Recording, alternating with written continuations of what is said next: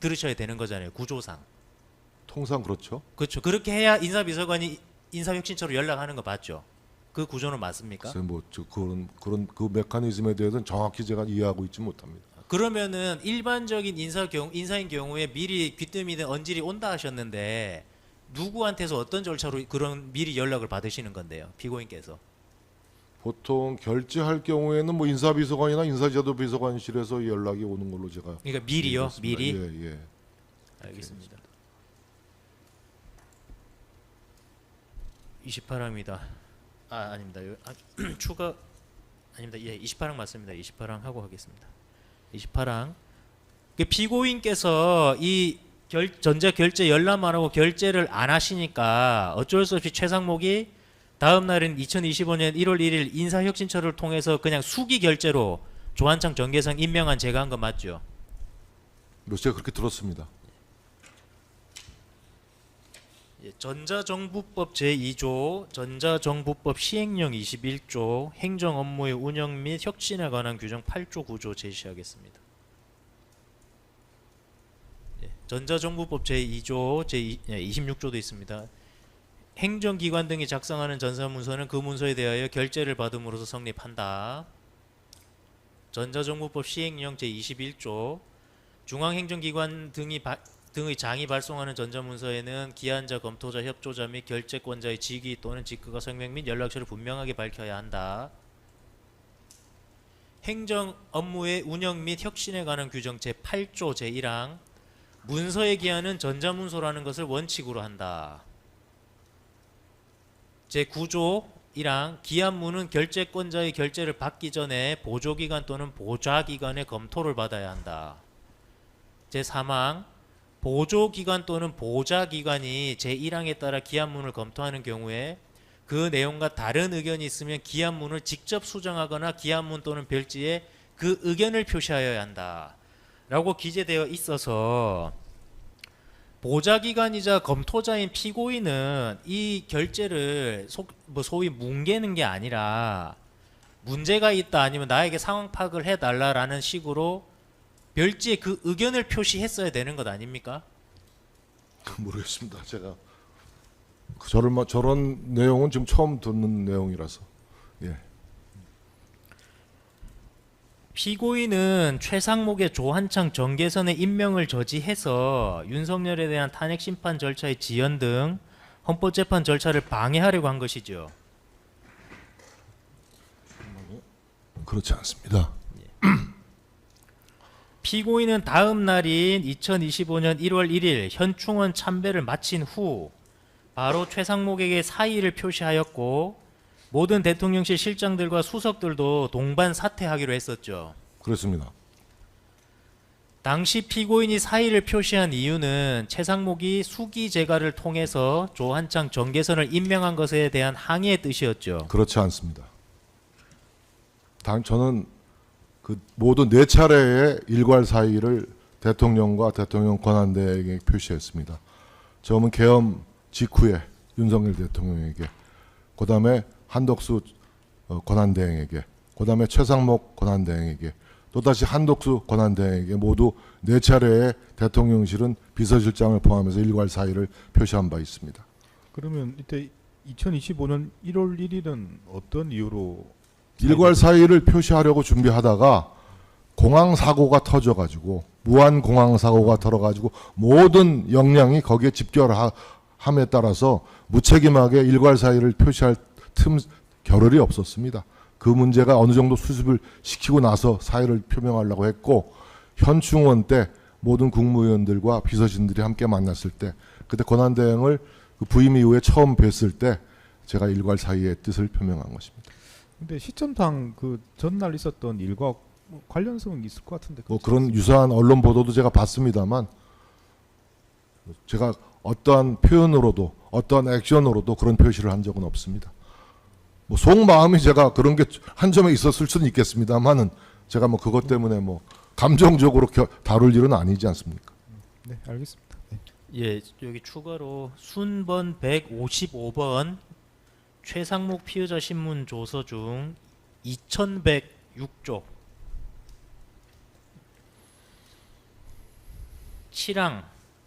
실행부터 제시하겠습니다. 최상목 피의자 신문 조서입니다. 당시 질문입니다. 당시 피의자는 2명의 선출자를 임명한 것으로 대통령실, 일부 국무회의 관계자들, 국민의힘 관계자 등으로부터 강한 비난과 비판을 받은 것 같은데 맞나요? 이제 최상목 답입니다. 일부가 아니고 대통령실 고위 참모진은 그에 대한 항의의 표시로 전원 사의를 표시했고, 국무회의에서는 제가 미리 임명 여부를 고지 안 한 상태에서 일방적으로 발표를 해버렸더니 다수의 국무위원들이 반발하였습니다. 라고 진술했고, 당시 언제 누구로부터 어떤 비난 내지 비판 받았나요? 답으로 대통령실의 비서실장 정진석, 정책실장 성태현, 안보실장 신원식 및 수석비서관 전원이 항의의 뜻으로 저에게 사의를 표명했습니다. 라고 기재되어 있습니다. 그리고 2100 질문의 내용이 이제 잠깐만 기다려보세요. 2107쪽입니다.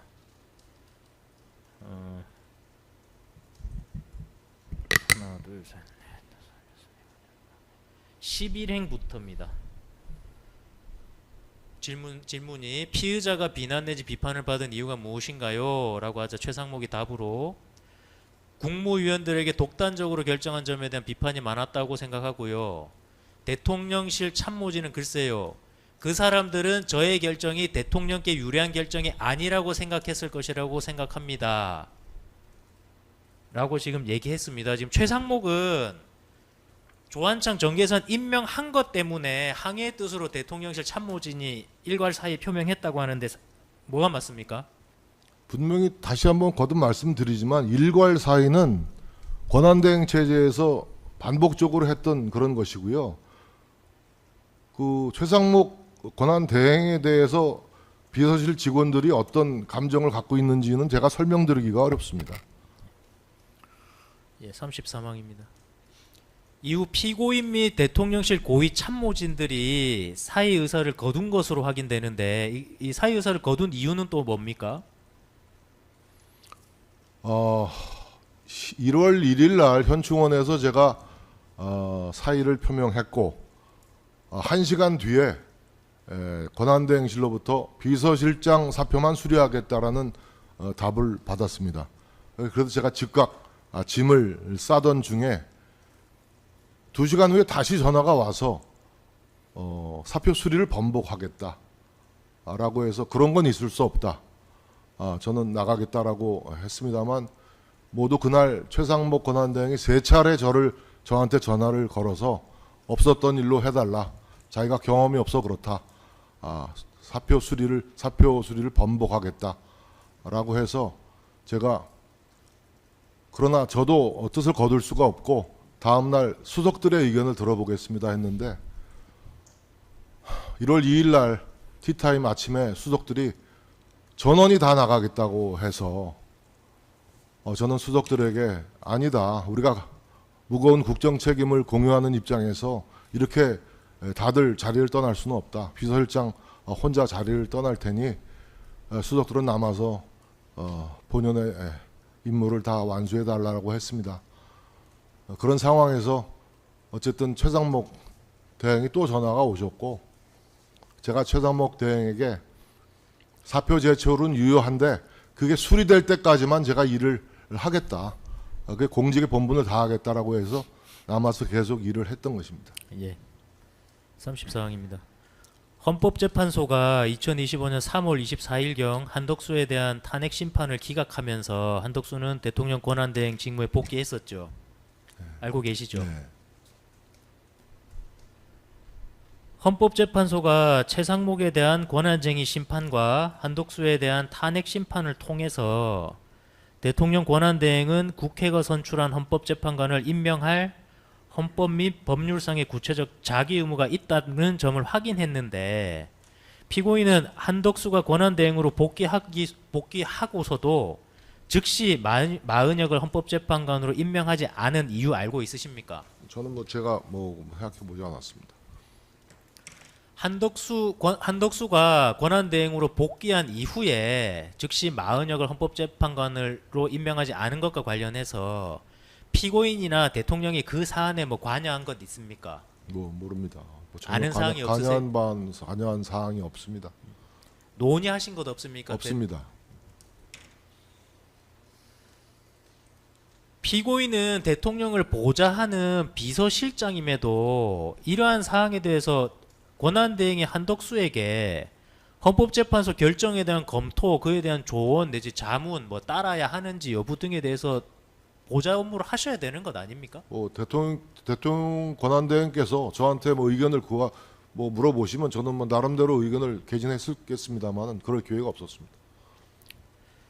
조희대 대법원장이 제청하고 윤석열 대통령이 임명 동의안을 국회에 제출한 마용주 대법관 후보자에 대해서 2024년 12월 27일 국회에서 그 임명 동의안이 가결되었음에도 한덕수 및 최상목이 마용주를 대법관으로 임명하지 않은 이유 알고 있으세요?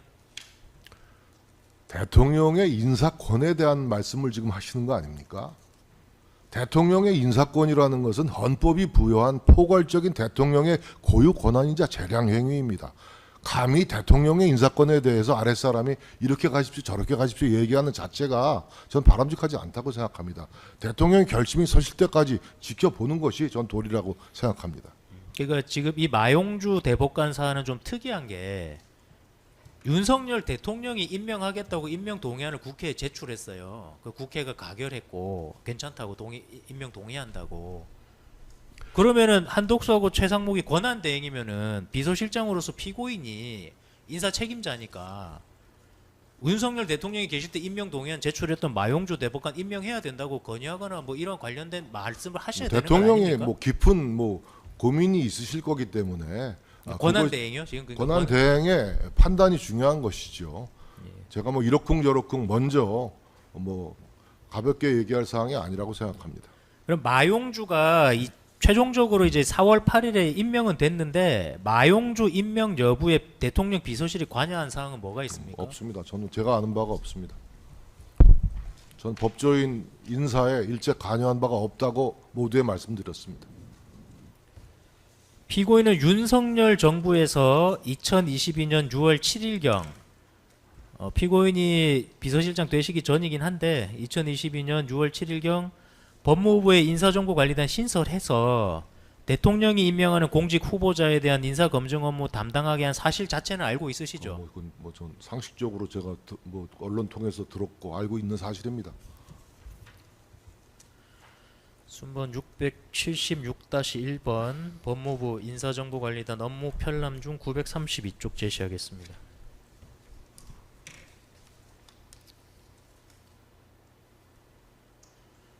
검증 항목별 분석 사항이라고 해서 법무부 인사정보관리단이 공직자의 어떤 분야에 대해서 이제 검증 및 분석하는지에 대한 사안입니다.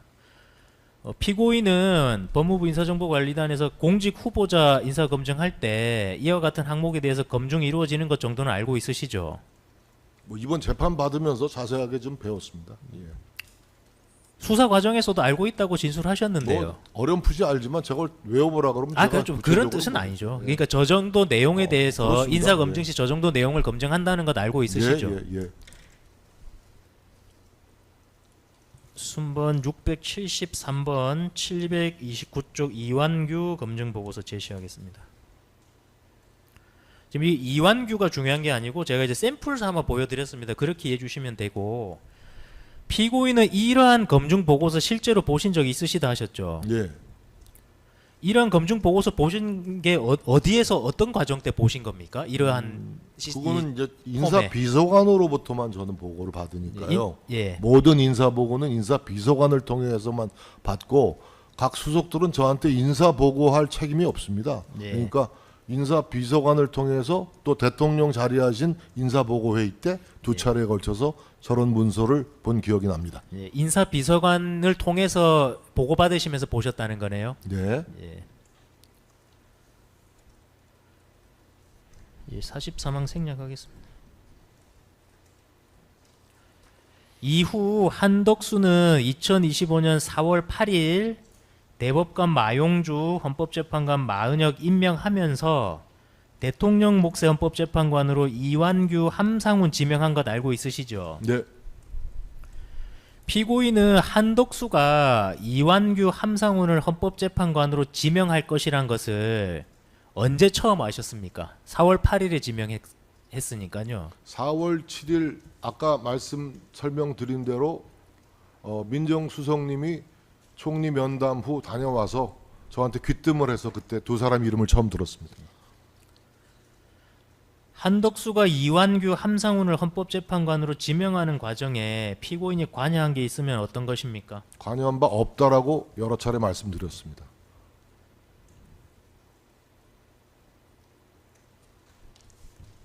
제가 두 분 다 함상훈 그 판사님은 처음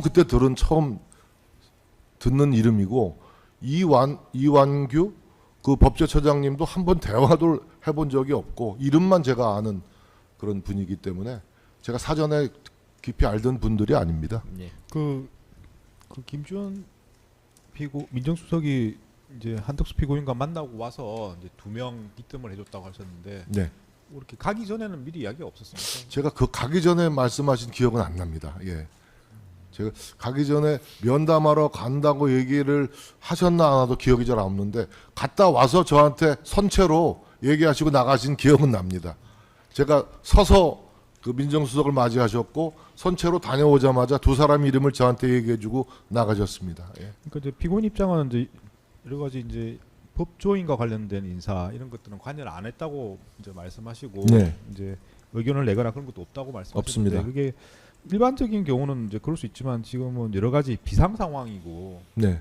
논란도 많고 네. 그런 상황이라서 이제 여러 가지 입장이 다를 수도 있을 것 같아서 제가 여쭤보는 거예요. 네, 뭐 그렇게 이해하실 수 있겠습니다만은 제가 기본적으로 법조 인맥 네트워크에 대해서 아는 바가 없습니다. 추천할 만한 제가 인물을 아는 사람도 없고 그런 입장입니다. 좀 직접적인 관련 있는 건 아니지만 나온 김에 여쭤보겠습니다. 그거 네.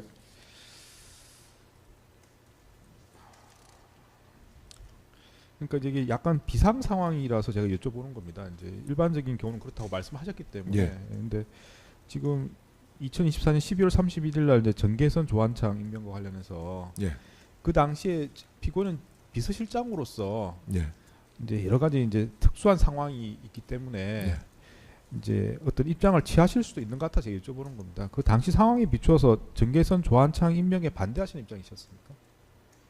제 속으로는 맞득치 않았습니다. 솔직히 왜 국무위원들 다수도 반대하는 국무위원들도 많았고 당에서는 그냥 격앙된 반응을 보였고 그런 전체적인 분위기 속에서 저란들 제가 무슨 어떤 막을 툴은 없습니다만 막을 권한이나 또 없지만 제 속마음은 그렇게 맞득치는 않았던 게 사실입니다. 네. 그런데 사실은 이제 지금 2024년 12월 4일 날 여러 가지 이제 당정대 모임이라고 부르는 다른 아니라고 하시니까 그런 불리고 있는 그런 모임도 예. 있었고 그 당시 윤석열 전 대통령한테도 보고도 하셨고 보고하지 않았습니다. 오후 4시에 보고를 말씀하시는 거면은 이루어졌지만 제가 개별적으로 그렇죠. 대통령께 보고한 바는 없습니다. 모임 이후에 이제 같이 국회의원들이랑 가서 예. 보고했다고 말씀이시잖아요. 그 과정에서 보면 사실은 그게 논의가 정리가 된 건지 안 된 건지는 모르겠습니다만은 나왔던 내용 중에는 아마 이제 여러 가지 탄핵 심판에 관한 이야기도 나왔던 걸로 보이긴 하는데 그런 거와 관련해서 좀 피고인도 반대한 입장은 아니셨습니까?